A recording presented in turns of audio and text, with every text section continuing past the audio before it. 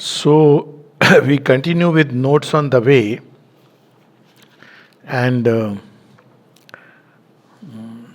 as we know, these are mother's experiences of later on. Let me put it like that. Many of them are there in the agenda, and they are also here. This is a concise version of the agenda. There are some experiences which are here which are not in the agenda. This also I must mention, which I have wondered why, but it is true. So let me read something very interesting. Mother has an experience. Let me put it in perspective. Now, these are experiences belonging to the future. So, all the experiences are in her body, and all these experiences are indicating the way towards the future.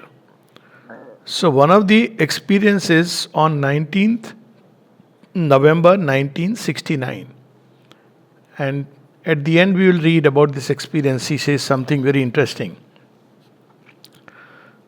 But she says that at the end of the night, I had the experience that was the explanation. And for 2 hours, I lived in an absolutely clear perception of the why and how of creation.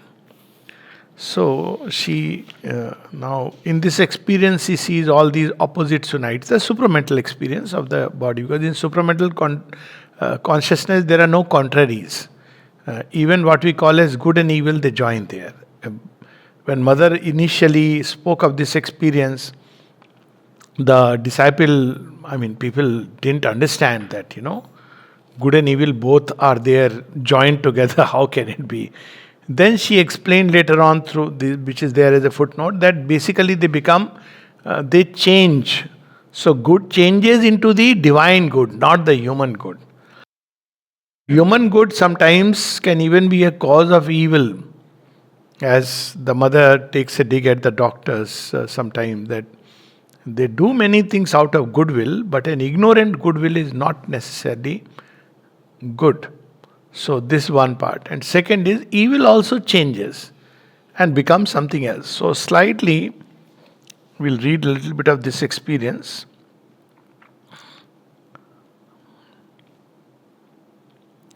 And evil, page 199, and evil, what we call evil, has an indispensable place in the whole.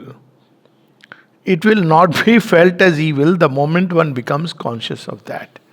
In the supermind, you don't see it as evil. You see it as what we may, from the earthly point of view, call as a necessary evil. Like a little while back, we were discussing that if you are too attached, and you are sincere that you want to come out of this attachment because it is coming in the way of you and the divine. Not you want to come out because it's become a burden to you. That's a different story. So we may want to come out simply because our ego finds it burdensome. That's different.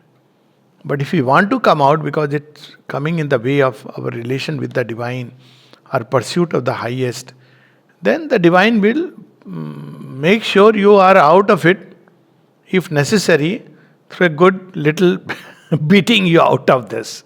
So this is the whole process. And evil, what we call evil, it will not be felt as evil the moment one becomes conscious of that necessarily. Evil is this infinitesimal element looking at its infinitesimal consciousness. But as consciousness is essentially one, it regains the consciousness of the unity, the two together.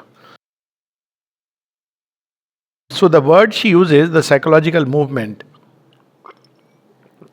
of this infinitesimal consciousness, looking at the infinitesimal consciousness, the experiences of jealousy.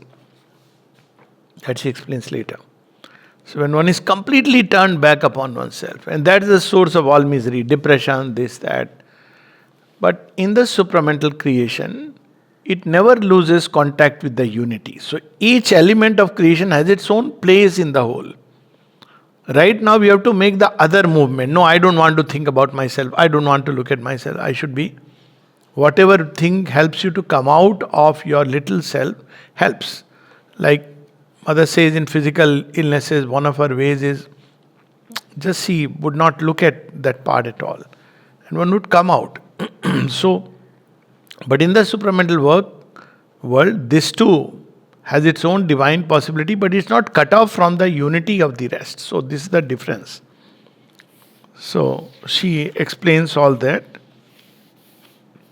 And then in that she sees the reconciliation of all the opposites like eternity and progress and unity and diversity. And then she says one sentence very interesting. All human reactions, even the highest, the purest, the noblest, appeared so childish. So as long as we are tied to all these things, all that has, we are very far from the divine. And then something very interesting, which is what I want to read. And what she once again reaffirms, of course several places Mother has spoken about it. But after the experience of 19th November 1969, it becomes even more crystal clear at every level in the earth, upon earth. There are no words that can explain the magnificence of the grace. First she says, there are no contraries, not even contradictions. I say no contraries. Evil is simply holding one's vision on one small angle. Then one says it is evil. But if you see the totality and when you see the vast movement of time and landscape and possibilities, then it becomes something else.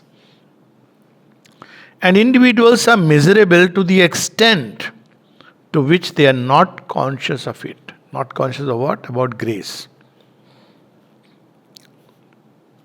And take a false position in regard to what is happening to them. So when we take a very cut-off position, cut off from the unity of things, even cut off from the stream of our lives, then we call it an evil. Many things, when we look back, this is a simple experience actually. Many things in life, when you are 40, you laugh at things when you were 20, and that time it looks like everything is shattered. When you are 60, you laugh at 40. And if you are 80, you say, life is blossoming. Mother says that, but she says it's very unfortunate that we have a short lifespan. So by the time life blossoms, you are really ready to lead a life. You are already, and all over the world there will be these suggestions. Oh, you are 60, now you should slow down. You are 80, now you should take rest. But actually by then you have learned, even ordinarily, that okay, many things you can laugh at. And then she said, life as it is can be lived in that consciousness. This is our experiment. And she says you don't have to withdraw into some heights of trance to experience that. It can be lived. But it is then lived quite well. Nothing needs to be changed. What is to be changed changes itself quite naturally. That's the supramental action. And so many times one sees when one has turned to the Mother, things will come when you need them to go through something, and then they will just vanish, disappear. And you may try to wonder, where has it gone? It has gone. Because that's how the supramental action proceeds. And you have done nothing except that inwardly your aspiration must continue. And then they go their own way, wherever they have to go. So she says, I am going to give you an example. For a few days I had some difficulty with some person. She's not naming the person. Pressure had to be put on him to correct some of his movements. See, this is how the divine works. So people often say that why doesn't Mother and Sri Aurobindo say what you should do and what you should not do? Because they don't want to leave it to us. If they say what you should do and what you should not do, and then you don't listen, that is disobedience of the divine, that is repercussions. So what she does, just like a flower blossoms from within, she begins to change us from within. Just recently someone said, Oh, I came to Pondicherry, and though it was against many odds, financially it was not a wise thing, otherwise it was not a wise thing. But I feel that I have changed deep inside. Nothing outside, but something has deep inside changed. So this change begins like that, and then slowly it comes to the surface, and then even the circumstances. Today, so there is a person on whom she has put a pressure to correct. Today he was conscious of it in quite a different way from the usual, and in the end, he said that he was on the way to change. And mother says that is true, he genuinely felt it. And all that not only without a word, but without any movement of the consciousness for putting pressure. All is done automatically as an imposition of the truth without any necessity of intervention. Simply to remain in the true consciousness, that is all, that is sufficient. And in everybody's life, when one has sufficiently progressed on the yoga, all by her grace, one can see how the grace works, how things change, how you change. And many people who look only the surfaces of things, they may not understand it.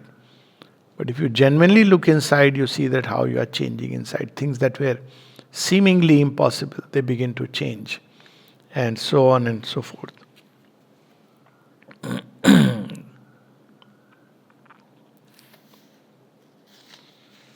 And she speaks of this is a transformation which goes on.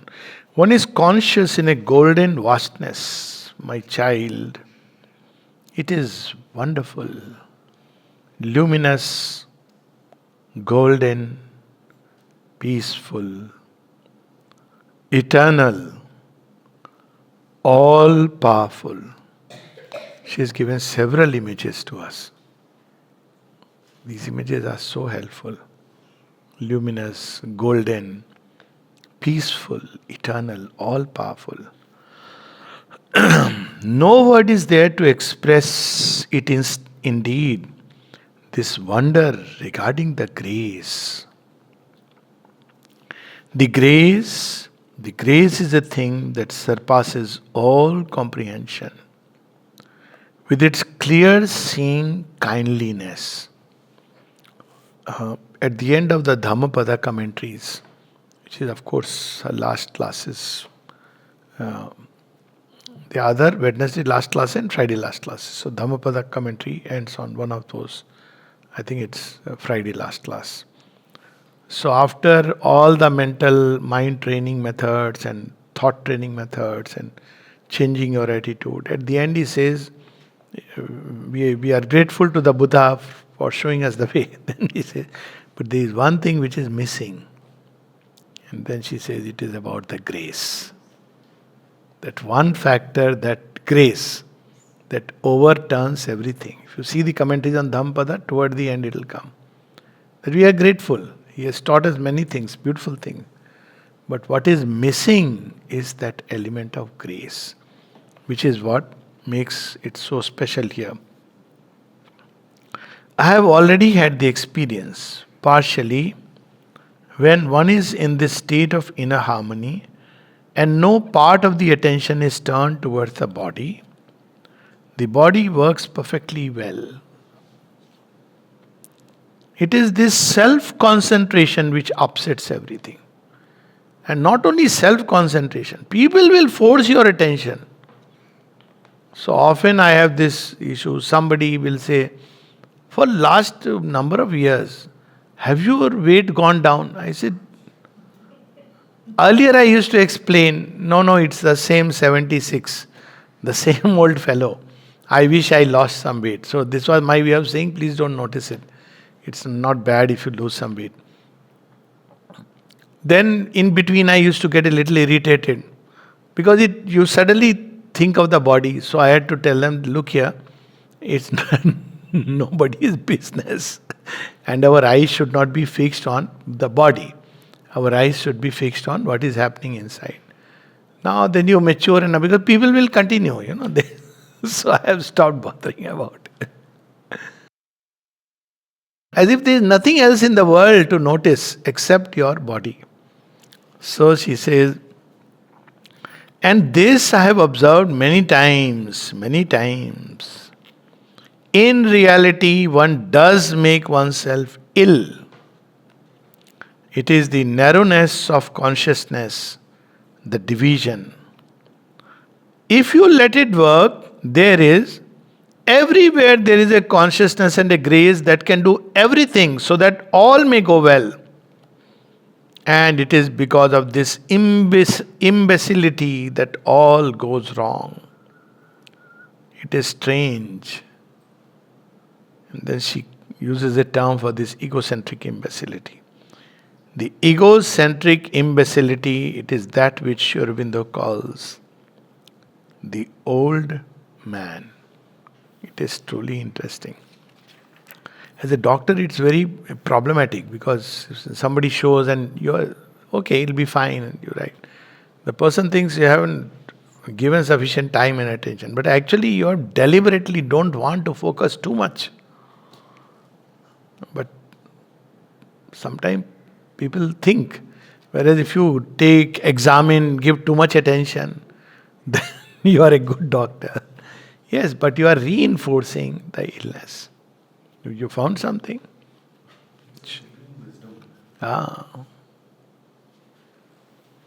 Just I'll read since I did mention about it. So,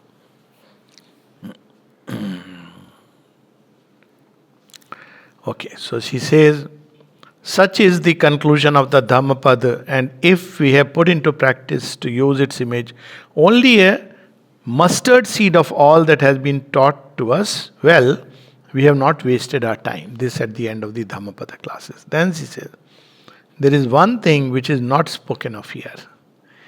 In the Dhammapada, a supreme disinterestedness and a supreme liberation is to follow the discipline of self-perfection, the march of progress, not with a precise end in view as described here, the liberation of nirvana, but because this march of progress is the profound law and the purpose of earthly life. And then she says, there is a deep trust in the divine grace. So first is about the progress that's missing there. Not because nirvana is the goal, but because you must keep progressing. There is a deep trust in the divine grace. A total surrender to the divine will. An integral adhesion to the divine plan, which makes one do the thing to be done without concern for the result.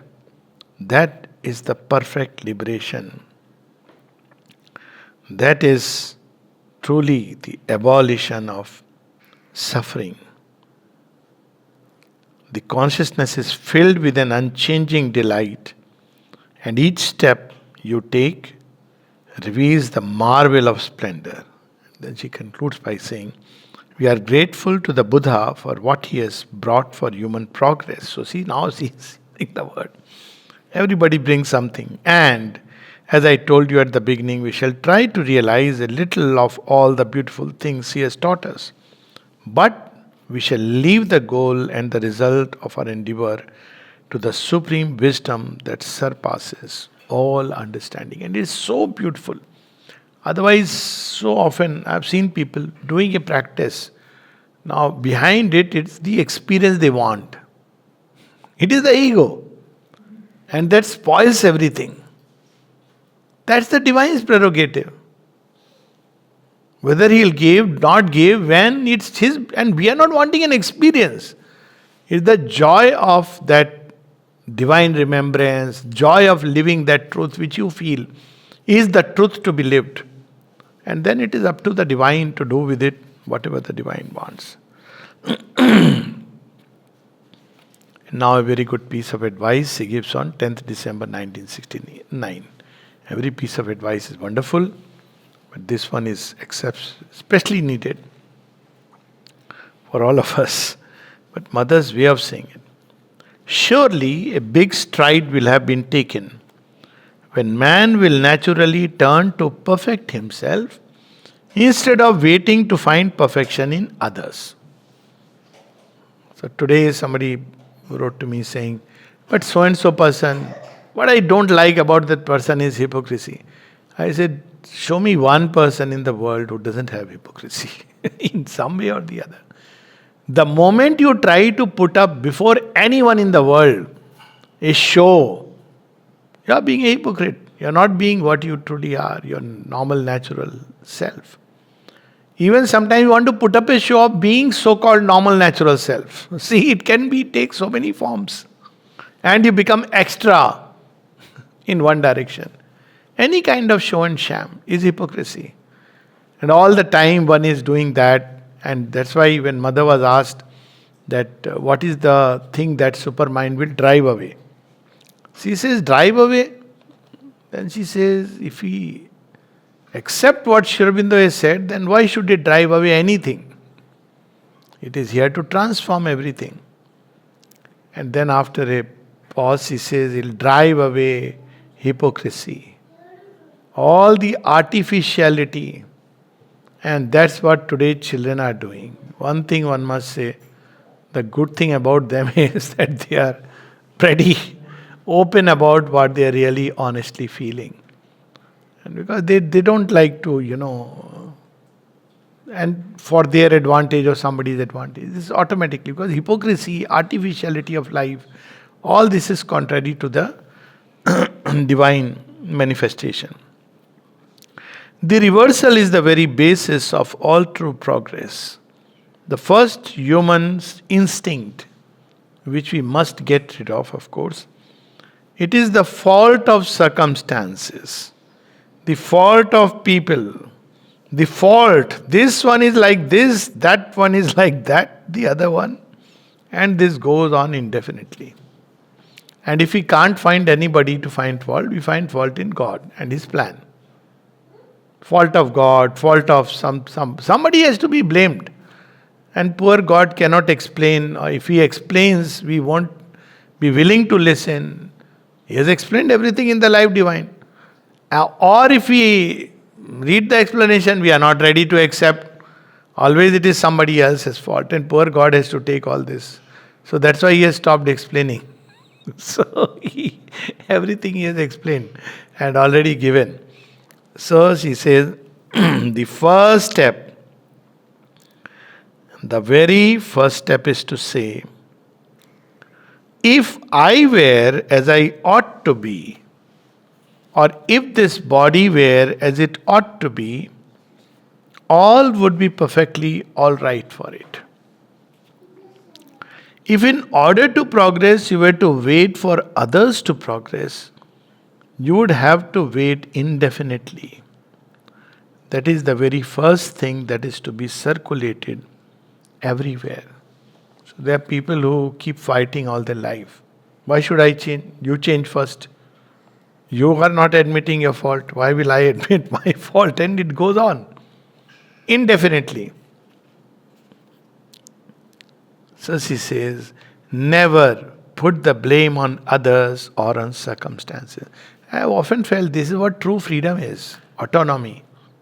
Autonomy is you take charge of your life. Whatever may be happening in your life. Whoever may be doing it. And actually, deep inside, it may be an attachment that you are holding. It may be a grudge you are holding. It may be an anger within you. It may be an expectation within you. 100 things. A certain attitude within you, but nobody else is responsible. It may be just a weakness inside. But it's nobody else but me, and I have to discover what is inside me which is causing the tremor. For example, sometime when somebody is angry and you get very disturbed. So, say, because of the person's anger you have got disturbed. No, because I am weak I get disturbed. As simple as that. Or somewhere probably I give credence to what the person is saying. If I am strong, I can just laugh at it. So, ultimately it is within oneself that one has to work. Whether the person got angry, right, wrong, all that's irrelevant. One can even take one step further and see, is there a truth behind what the person is saying. So this is my own version of Sach Ka Samna. This is a game which I love to play. So Sach Ka Samna is you confront the truth inside you. Don't cover it with things which are very nice, pleasant seeming, which blaming others, but look at things as they are. And it's very interesting, very, very fascinating discovery. For instance, you can literally see what made you get attached to a particular person. You can go to that extent where you can see your vulnerable point. For instance, I can just share that how these things can work. At one point, I discovered that just name of someone. So I used to feel very happy that, oh, outward figure form doesn't attract me. But the name, if the name is beautiful, it carries in me some kind of I was vulnerable to a name. All the rest was as if the person was embodying that name. Far from it, but that name. And I'm just saying that how you can make those discoveries. I still remember long back, maybe 13, 14, I was writing a story. And the story starts with the name of a woman. Charulata. I don't know any Charulata in my life, thankfully. Now it won't matter. But I write Charulata Aninde Sundriti. Now in that whole thing, what really touched me was the name. Is the story I am writing. So if somebody came with the name of Charulata, so it struck a note somewhere. But Charulata may be Suparnika inside. So each one has their vulnerable points. Sometimes it's a voice, the tone, the modulation, all kinds of things. So one has to really threadbare see what is it that is attaching me, attracting me. Not that it's not about right or wrong. It's only in reference to your journey to the divine. Otherwise, life moves as it is. It's not about any moral notions but that's how one has to look inside carefully. Why? Because even in ordinary human relationships, if you look behind these appearances, physical form, figure, voice, etc., qualities, then you can touch the soul and love the soul. That is something so beautiful. There is a poem of Sri Aurobindo, Immortal Love. And there he speaks of this, that if I loved you for your beauty and your fairness and your hair, then my love would cease after some time. If I loved you for your sweet voice, because voice cannot remain the same, no, it begins to crack after some time. And then she says, even if I loved you for your qualities, oh heart of Ruth, time might pursue, might reach. But I have loved you for myself indeed. Change I exceed, and am for time prepared. It takes time to understand this simple thing. Thank you for it. It makes it so much more, beautiful. There is, some people say, no, we should have interactive. So, well, I'm interacting with myself and thankfully. But see, that's what he says. If I had wooed thee for thy colour rare, cherished the rose in thee, or wealth of nature's brilliance in thy hair, O woman fair, my love might cease to be. Or had I sought thee for thy virtuous youth and tender, yearning speech. See how sees all that. Thy swift compassion and deliberate truth, O heart of Ruth, time might pursue, might reach. This poem we have done in collected poems, so I'm not, but just for the joy of reading. But I have loved thee for thyself indeed, and with myself have snared. Immortal to immortal, I made speed. Change I exceed, and am for time prepared. So even in normal life, so Sri Aurobindo is not telling us that just be concerned with yourself and don't bother about, That's one part. It's a very good counsel not to have unnecessary conflicts. But it goes further. It's not about just detaching, cutting yourself from everyone, but looking behind all these appearances and touching that core of things. How Amrita, when mother would scold him, only Amrita had the privilege of being scolded by the mother. Often enough. Otherwise, often enough means like a child. And he would be smiling and laughing and his head down, shaking his head. And somebody asked Amrit, Mother is scolding you. She was scolding you. Do you know that? He said, yes, I know that. And you were smiling. He said, yes, because she loves me so much. Have you ever heard her scolding anybody like this? See, he could see. Behind even hate, you can see love. You hate, as long as you hate somebody, you love the person. So see, all these things, yeah, it's there. You just can't help it. It's there. And one has to release that love and remove that hate. So she says that that is the first thing to be circulated everywhere. Never put the blame on others or on circumstances. Because whatever these circumstances, even those that appear the worst, if you keep the true attitude and have the true consciousness, they will have no importance at all for your inner progress. No importance. I say this and I include even death. What does it matter? At one place she tells a disciple, he writes, I was having an experience and I got very scared and what may happen? So mother says, what may happen? You may die, that's it. Yes. What may happen? Of course, the tone is mine. She would have told in her own way. Unfortunately, you cannot capture the tone. But she says, what may happen? You may die, so what? So you are afraid about it? She talks about fear. Drive away the fear. Chotnaranji was telling me that. He would keep going and tell mother, mother, I have fear, mother, I have fear. So one day she scolded me. If you have fear, you cannot practice yoga, go away. He said, I was shaken to my bits. He said, now I can't even tell her. Because earlier. And then she told him, you go. And he says, as I went, she even money was arranged, everything was arranged to drop him to Chennai or wherever next, and from there he will go. So he went, and then he described with his humor, 25% of my deep pain and all this vanished by the time I reached Chennai. Then 75% vanished by the time I reached this place, Kolkata. Then 100% when I reached my village. Now just imagine, how will people understand? Because that resistance comes up. It's not easy to live here. Because you have to face through the resistances. And if we start blaming others, then we had it.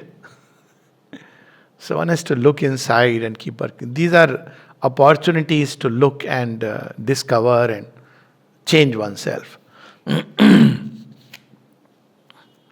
But we should not tell this to others, because, once I did this mistake of saying, it is a sign that you have to change yourself. The person retorted back, first you change yourself. I said, okay, I'm so sorry. I'm so sorry. You are right. Unasked advice should never be given. Though it was not exactly unasked advice. Somebody was describing the problem, so I said, so. Okay, so she says that. And then she concludes by saying, Sri Aurobindo had written that the notion of sin has been introduced to hasten progress. There is no reality of sin. And immediately, man saw sin in all others. He never saw it in himself. And then she says, Sri Aurobindo's sentence is charming. The sentence, one of the aphorism, we have read it. The sense of sin was necessary in order that man might become disgusted with his own imperfections. It was God's corrective for egoism. But man's egoism meets God's device. It's a device, cunning played by God. By being very dully alive to its own sins and very keenly alive to the sins of others. So that's the story of Christ, we know. And yeah. So what do we do when we discover this movement? That's the next logical question. She says, don't suppress. If you suppress, you will never be able to look into it. So what causes suppression? Idea of right and wrong. That she says very clearly. It's there in one of her talks. That the idea of right and wrong leads to suppression. Because what happens? We want to put a nice figure for ourselves. So we cherish our sins wrong in private. But in front of the others, we play the, flag bearer of right. And sometimes you'll see people very votary, strongly speaking of, oh, this is so horrible, so wrong. Take it for granted that it deep inside the person bearing, and he is just, trying to cover it up because he doesn't want to see it. Okay, but does it mean one should express? He says, no, that's not what he's saying. She's saying something interesting. So she says, the disciple asks, now I would like to know what is the key to cure without suppression. You have to become conscious of what is inside. Otherwise we justify. Precisely because the light is usually thrown and then the wrong movement is driven underground. The moment you see it, there is a tendency to pull it down. Mother says, yes, that is a general rule. The opposite is to be done. Instead of driving it underground, it is to be offered. It is to place the thing, the movement itself, to project it into the light. Generally, it wriggles and refuses. So always after some time, say, but actually it's not my fault, it's not really so bad. Various kinds of justifications, self-forgetfulness, but she says it has to be offered. Now this is painful. You have to admit to yourself that there is a problem. But mother laughs, that is the only way. That is why this consciousness is so precious. He's talking now of the new consciousness, the supermental consciousness. It will show ruthlessly. It is truth consciousness.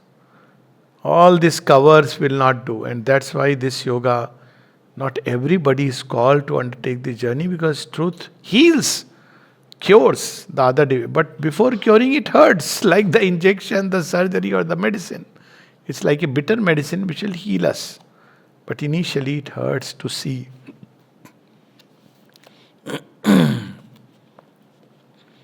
And so how to do it? Not with the idea of right and wrong, which are human conception needed at a certain stage. In ordinary life, one needs it to navigate. As long as one knows it is relative and there is something much higher, it's okay. You understand there is only one way. The ego must go. That is all. It is that. All these are frames of the ego. I am Mr. Right. This is a frame of the ego. And various ways we make an image of ourselves. Then we want to maintain that image of ourselves. And with great pain. And then we maintain an image with great pain, and the supermind demolishes it with equal ease, grace, when we turn to the grace. Otherwise, people can continue to keep the image, make it harder and harder, live like that without changing. That's different. Only when there, instead of I, there is nothing anymore. It is all together flat, like this. Gesture signifying something immense, smooth, without a wrinkle. Having a kind of, it is not even expressed by words, but a very stable sensation of what thou willest as thou willest. See, it is the ultimate mantra. And the Mother's grace drives you to that point where you realize all those things that I asked were the foolish things. And if only I asked that you are the supreme wisdom, you decide, whatever. And it's so logical. If you look at it, the most logical thing to ask. You may be put into difficulties, but if you have this, that as thou willest, means it is part of my journey and process. So as thou willest, as thou willest, as thou willest, he says. This is the way. It is not even expressed by words, but a very stable sensation of what thou willest, as thou willest. It is that which does like this. That means with a capital T. This feeling of that, this conscious vastness, in the end you do see it. It's not a vision with images, but it is a vision. I do not know with what. But it is very concrete, much more concrete than the images. a vision of the vast force, this vast vibration which presses, presses, presses. And then the world which wriggles under it, and the thing which opens, and when it opens, that enters and spreads. This is the supramental action. This is how Mother works. How are we going to turn it into a system of asanas, pranayamas, breathing techniques, meditation? I don't know. It will press upon you till you open. And when you open, then it is done. It's like baby Krishna entering a house. He is not going to leave anything. You may have hidden the matki on top, you may have a demon inside, everything will be gone. He will kill the demon and eat away the butter or distribute it. And then you will have nothing except belong to Krishna. You have no choice. So that's how the divine grace works. Divine Mother works like that. So this is the supramental action. And now we can see it is going on in the world. You have no choice. Can you imagine the president of Turkey? Whatever his name is, Erdogan. It seems, there are rumors that he has run away. I mean, one cannot imagine some time back, he's trying to make a caliphate and do this and that. He has vanished for sure. But this is a very, very big news that he is afraid because somebody who is standing in election, he is afraid that he is going to lose because he was trying to keep a facade. Now you see these things, how the pressure comes and things which we cannot expect. It is the hour of the unexpected. So what's going to happen tomorrow? And this happening in the world is not conscious of this. And on the other side, two Bhaiyajis from the west and the east are speaking. Brother Trump and Brother Putin are speaking to each other. Now, can you imagine that these things, how and why? I mean, all your future predictions, we thought that Third World War was going to happen. And how things, because there is a pressure. And this pressure is the pressure of truth. It is relentless. And one day, one has to yield. The only difference is if you yield if you yield unwilling, then you will be hit hard. But when you yield willingly, you are saved. See, 50 years, 52 years back, she gave the message. Right now, there is much hypocrisy in the international dealings. In Raisina dialogue, one of the things that the politicians are speaking, there is so much of hypocrisy in dealing with each other. At least people have begun to see it and speak about it. And then people say, where is supramental action going on? Because they are expecting suddenly golden beings with halo and golden hair coming out. Yeah, that will also happen, but let first people open. Individuals who are opening, they can experience all this inside. That's why I keep saying that people will continue to doubt that God shall grow up while the wise men talk and sleep. They'll continue to doubt and debate whether there is a supramental action going or not. Let them continue. There are people who are far ahead in the journey and they know it is happening because it's happening inside them.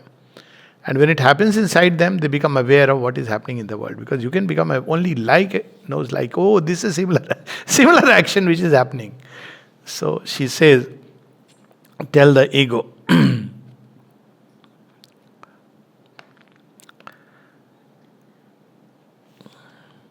This is truly interesting. This is the only solution. There is no other. All the rest, it is aspirations, conceptions, expectations. She is going beyond all these. It is still the Superman. It is not the supramental. Just imagine, she is now taking that leap. This after 19th November, she is speaking about 19th November 1969. It is a higher humanity which tries to draw the whole of its humanity upward. But that is of no use. Now why? Because now it is supermind acting. It is pushing, opening, thrusting itself inside, spreading. I mean, it's out of human control. It's a chain reaction. All that you need is open. See, long back Sri Aurobindo would say only one thing. Open to the mother, be receptive to her. That's all that is required. The picture is very clear of this whole humanity which clings in order to climb. which seeks to hold like that, but which does not give itself. How to open? Give. To want is like, that's why she has used the word aspiration. I want this, I want. Ultimately, at its root, it's an upward turning flame, beautiful. But to give oneself, so beautiful it is. It wants to take, and that will not do. It must do away with itself. Then the thing with a capital T will be able to come and take its place. The whole secret is there. She has given us the ultimate secret of the yoga. And Sri Aurobindo spoke of that. One of the chief secrets of this yoga, keys of this yoga, is to open psychically to the mother. What is psychic opening? It gives. It doesn't question, tries to want, expect, desire, nothing. For example, all this side of humanity that wants to take things by force and pulls them up there, gesture indicating high on the forehead. Kundalini, all these people try to do these things and try to bring down all these things. She says, it is interesting, but it is not that. What is needed instead of is to give. So trying to do it by force. It is not that. All these possibilities must be exhausted so that something in humanity is able to understand that there is only that. Mother opens her hands in a gesture of self-effacement. Annul thyself that only God may be. And then to lie, and then to let oneself be prostrate till one disappears. How beautiful this is, how powerful, how liberating. Instant liberation. All this wanting to be yogi, tapasvi, get this experience, that experience, trying all kinds of things. Just give yourself. And some people, it's a grace that this happens. Indeed, that is the most difficult thing, to learn to disappear. Well, my child, mother loves, we shall get there.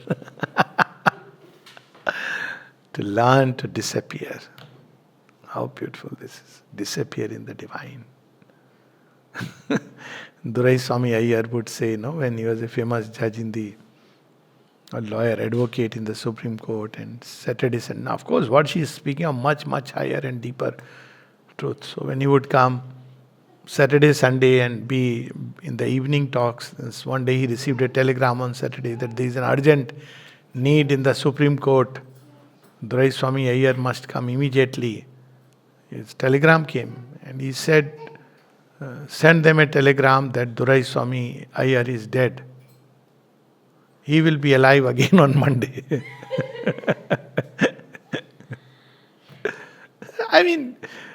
Look at, what matters? Just your personality, you are somebody, so and so, who's who, what is there? How does it matter?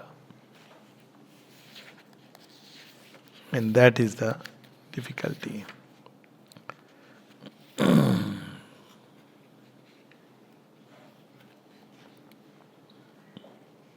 One more thing. Just at the end of this year, 1969, this is 27 December 1969, there is a conversation which ends with, and she says, it's all a question of attitude that your consciousness takes.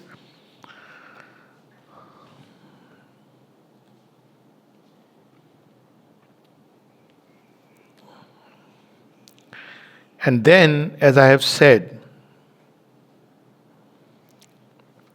a little bit before that, it is so to such a degree that the attitude towards certain vibrations brings you complete ease, or it can make you completely sick. The same thing. Why? Because we want to change the outer circumstances.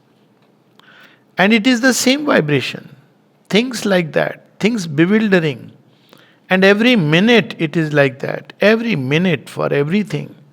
Well, the consciousness here takes a certain attitude and then it is all delight and harmony.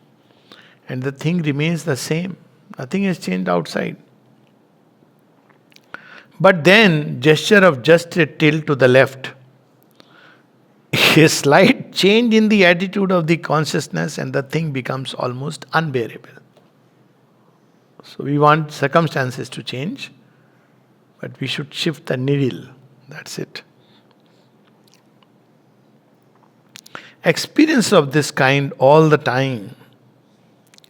It must be, to put it into words that we understand, the presence of the ego and the abolition of the ego. It is that.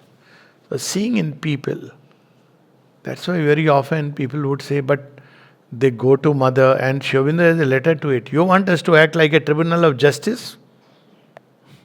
This person has done wrong, this should happen, this person. No. You continue with the same circumstance. Still you have learned the lesson. It's not the circumstance, it's your attitude which is the problem. And sometimes it takes such a painful learning. So she says, and then, as I have said, for all the actions of life, even the most ordinary, it is demonstrated that if the presence of the ego is suffered, and she's saying people have to go through this, surely to make you understand what it is, it can really lead to an imbalance of health. And that the only remedy is the disappearance of the ego. And at the same time, the disappearance of all illness.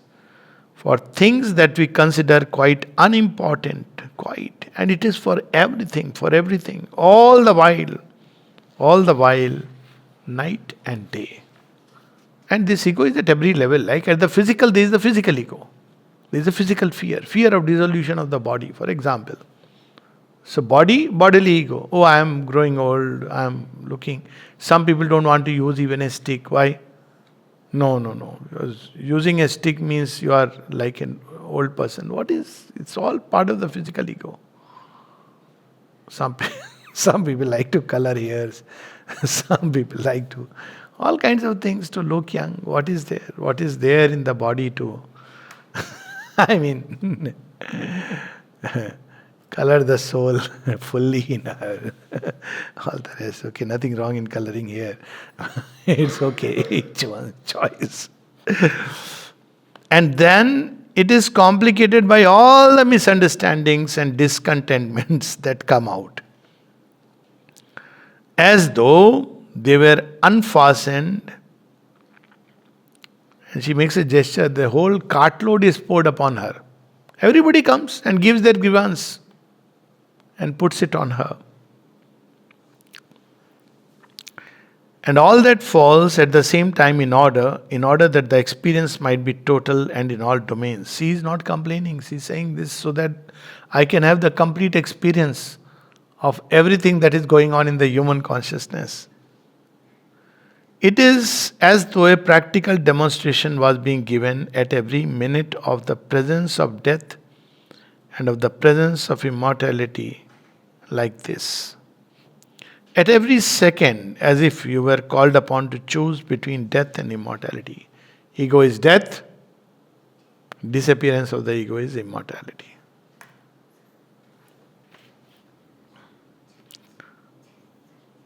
And for that, I see the body must go through a serious and very thorough preparation in order to be able to bear the impact of the experience without any vibration of anxiety or recoil, or it must be able to maintain its peace and its constant smile. And then she closes with this beautiful little phrase. As though in everything we were required to live the presence of the opposites, to find what is there when the opposites join together. This is where we had started. So that's how people have to go through. Things which you don't want to see, don't want to confront, you want to avoid, they will definitely come. So I have seen, at least with me, even physically, if I am driving a scooter and suddenly I see a ditch or this thing, I know for sure I am going to land through it. I don't know why it happens. So you land it. Instead of avoiding, it's almost like that become my focus. My mind is so attentive on that that instead of avoiding, it's like you go through it. I'm not talking of big ditches, of course, they put all this very good. But so this is where your minds, these things come ultimately. Through contraries, we move towards God. And so things will come in life which are apparently even the contradiction of all that you hold within yourself as the best, the highest. And you have to go through it, offer it to her, see it, allow the divine consciousness to come, tell the ego to step aside. All these are methods of this yoga. People ask, what is the method? What is the method? This is the method. Instead of running away when they join, that produces a result, and that in the practical life. See, that's how Mother could keep with her people who would not see each other eye to eye. Very different. Totally, almost, if they met each other, they would fight. How she could keep all the vibrations impacting her. And so this where she says, union of the opposites in the supermind. It's only possible if ego at every level goes away. That means I am nothing, the divine is everything, to put it in very simple words. Okay. Jai Ma.